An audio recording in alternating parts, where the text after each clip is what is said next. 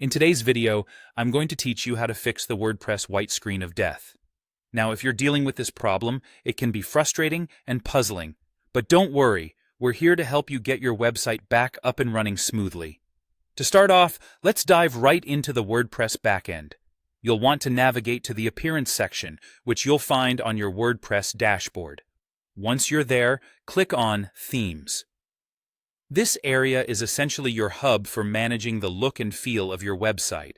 It contains all the themes you have installed, and you have the ability to switch between them depending on your needs. Now, what we're going to do next is activate a default theme. For this task, we're going to choose something classic and reliable, like the 2021 theme. This is a default theme from WordPress, and it's known to be stable. Why do we choose a default theme? It's simple. Default themes are generally well-maintained and free from errors that might cause compatibility issues with your site. Once the 2021 theme is activated, you'll want to head back to your website and check if it loads properly. Open a new tab in your browser and type in your site's URL. If your website appears as expected without the dreaded white screen, it's a good indication that your previous theme was indeed the source of the problem. Knowing this allows you to focus your troubleshooting efforts on that particular theme, which you can then update or replace with a more compatible option.